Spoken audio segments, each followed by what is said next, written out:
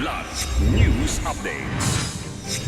Mga balita ngayon, 15 BIFF fighters sa Maguindanao del Sur iniwan na ang armadong pakikibaka, mga armas at pampasabog isinuko. Halos 50 million pesos na halaga ng shabu, marijuana at ecstasy sinunog ng PIDEA sa Davao. 24 Pinoys na nakadetene sa Russia na biktima ng illegal recruitment, makakauwi na 78 OFW applicants na sagip sa Makati. Ako po si Cesar Soriano para ihatid ang nangungunang mga balita sa buong kapuluan.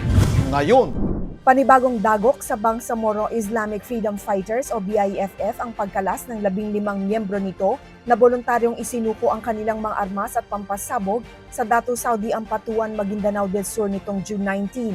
Sinaksihan ni Brigadier General Edgar Catu, Commander ng 601st Infantry Unifier Brigade ang turnover sa ilalim ng ikapitong balik-loob program ng 90th Infantry Battalion na pinangungunahan ni Lieutenant Colonel Loki Marco. Kabilang sa mga isinukong kagamitan ang mga high-powered firearm, grenade launcher at improvised explosive devices o IEDs.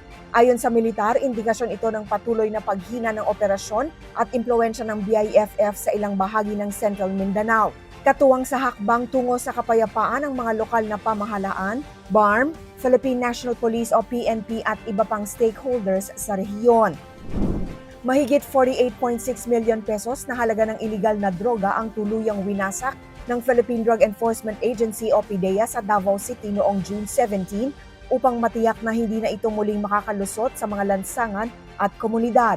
Kabilang sa mga sinira sa pamamagitan ng thermal incineration ang mahigit 6.7 kilos ng shabu, higit 14 kilos ng marijuana, ecstasy tablets, cocaine at iba pang kontrabando na nakumpiska sa Davao Region at Caraga. Pinangunahan ng PIDEA Regional Offices 11 at 13 ng operasyon, katuwang ang Davao City Police Office, Police Regional Office o Pro-11 at iba pang law enforcement agencies.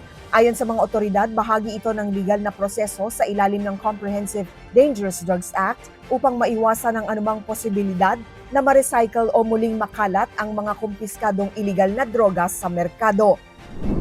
Makakauwi na sa Pilipinas ang 24 na Pilipinong halos 9 na buwang na-detain sa Russia matapos umanong mabiktima ng illegal recruitment ayon kay Pangulong Ferdinand Marcos Jr. noong June 18. Sinabi ng Pangulo na inihain niya ang kanilang kalagayan kay Russian President Vladimir Putin sa kanilang meeting sa Kazan, Russia na nagresulta sa kanilang pagpapalaya at repatriation. Samantala, sa kaparehong araw, sinagip ng Department of Migrant Workers o DMW ang 78 aspiring overseas Filipino workers o OFWs mula sa isang hindi rehistradong accommodation facility sa Makati City. Ayon sa DMW, ipinangakong makapagtatrabaho ang mga aplikante sa Asia at Middle East, ngunit natuklasang walang permit at clearance ang kanilang tinutuluyan. Para sa Kidlat News Channel, ako si Rosalyn Sinchonco, nag-uulat. ako po si Cesar Soriano kasama nyo sa bawat pagputo ng balita.